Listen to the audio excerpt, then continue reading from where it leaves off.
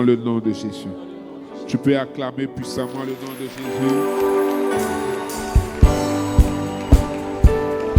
Et tu vas t'asseoir dans la présence de Dieu. Seigneur, me voici. Je ne suis rien, je ne vaux rien. Je m'abandonne entre tes mains. Je me livre à ta puissance. Utilise-moi. Fais de moi un collaborateur à ta grâce. Et que tes œuvres soient abondantes dans nos vies. Que ta parole soit manifeste au milieu de nous. Qu'elle produise du fruit en abondance. Nous avons besoin de ton immense présence. Dans le nom de Jésus-Christ de Nazareth. Amen. Alléluia. Alléluia. Est-ce que tu peux encore acclamer la parole de Dieu?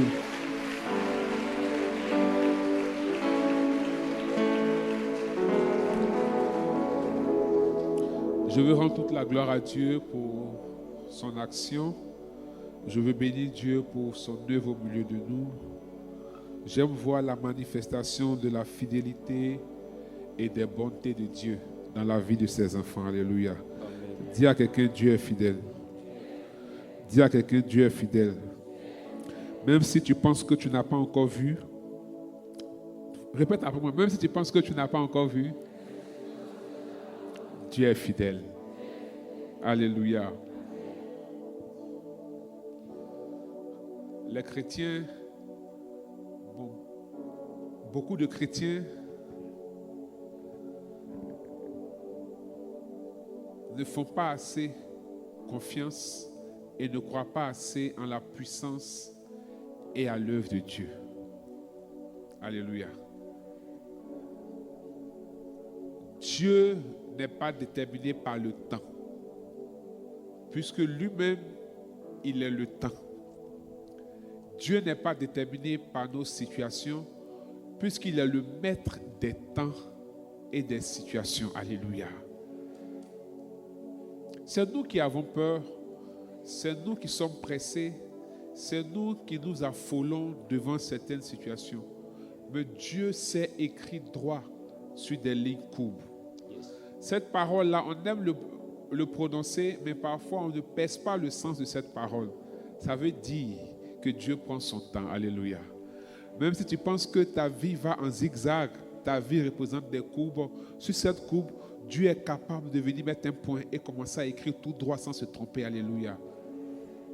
Et j'aime les œuvres et les plans de Dieu pour nos vies.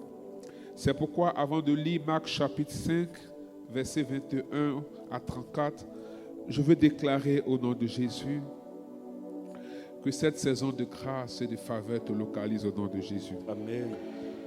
Depuis le vendredi, nous avons reçu des témoignages et nous voyons que Dieu se manifeste en double. Je prie que la double faveur soit ton partage. Je prie que là où tu ne t'attends pas au Seigneur, qu'il te surprenne dans le nom de Jésus. Amen. Je prie que là où tu as l'impression que les courbes deviennent trop denses et intenses dans ta vie, Dieu commence à écrire tout droit dans le nom de Jésus. Et je prie par-dessus tout que ton cœur soit disponible à l'œuvre du Saint-Esprit. Amen. À l'œuvre de la restauration du Saint-Esprit en cette soirée. À l'œuvre de guérison, de délivrance, de restauration et de visitation divine dans ta vie au nom de Jésus. Amen. Je prie que ton cœur soit docile et sensible à la manifestation du surnaturel dans le nom de Jésus. Amen. Amen. Nous écoutons la parole de Dieu. Marc chapitre 5, versets 21 à 34. Jésus, dans la barque, regagna l'autre rive, où une grande foule s'assembla près de lui. Il était au bord de la mer. Alors vint un des chefs de la synagogue nommé Jairus, qui l'ayant aperçu se jeta à ses pieds et lui adressa cette instante prière. Ma petite fille est à l'extrémité. Viens, impose-lui les mains, afin qu'elle soit sauvée et qu'elle vive. Jésus s'en alla avec lui, et une grande foule le suivait et le pressait. Or, il y avait une femme atteinte d'une perte de sang depuis 12 ans. Elle avait beaucoup souffert entre les mains de plusieurs médecins Elle avait dépensé tout ce qu'elle possédait et elle n'avait éprouvé aucun soulagement, mais elle était allée plutôt en inspirant. Ayant entendu parler de Jésus, elle vint devant la foule par derrière et toucha son vêtement. Car elle disait, « Si je puis seulement toucher ses vêtements, je serai guérie. » Au même instant, la perte de sang s'arrêta et elle sentit dans son corps qu'elle était guérie de son mal. Jésus connut aussitôt en lui-même qu'une force était sortie de lui. Et se retournant au milieu de la foule, il dit, « Qui a touché mes vêtements ?» Alléluia. Jésus connut aussitôt en lui-même qu'une force était sortie de lui et se retournant au milieu de la foule, il dit, « Qui a touché mes vêtements ?» Alléluia. Amen. La suite du texte dit, les disciples vont lui dire, « Tu vois la foule qui te presse et tu dis, qui m'a touché ?» Jean, Jésus, tu as quel problème? Qu'est-ce qui ne va pas? Avec tout ce monde-là, tu nous demandes qui t'a touché. Parce qu'avec une foule immense qui suit une personne, c'est clair qu'il y aura des frottements. Il y aura des personnes qui vont le toucher par inattention, par inadvertance, volontairement ou involontairement.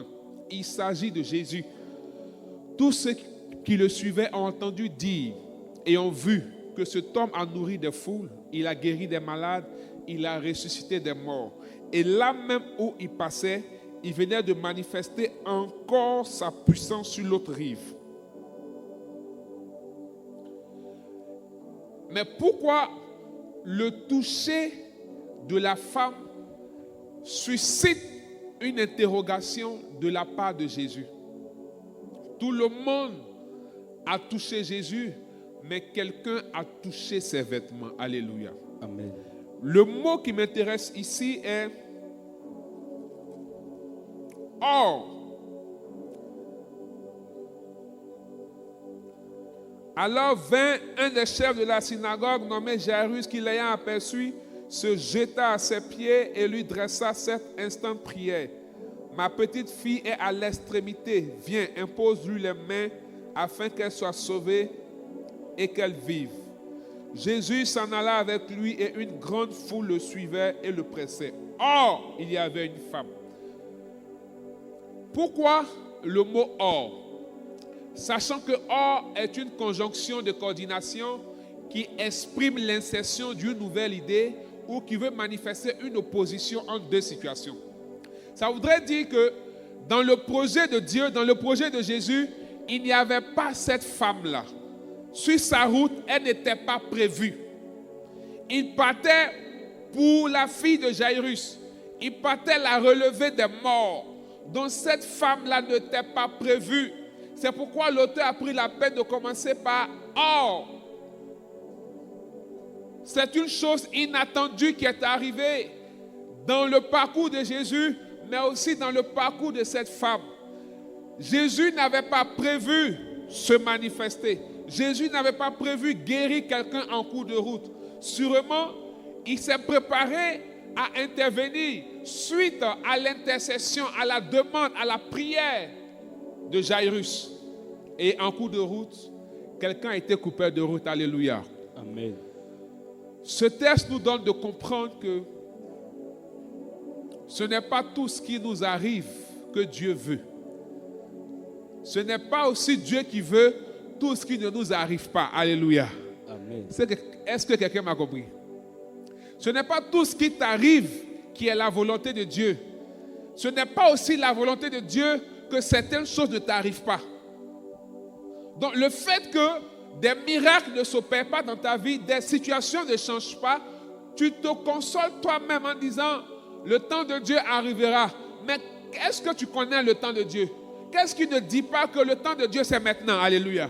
Amen. Qu'est-ce qui ne dit pas que le temps de Dieu c'est là où tu es en train de dire le temps de Dieu? Pendant que toi tu conjugues au futur, peut-être Dieu veut agir au présent. Alléluia. Amen.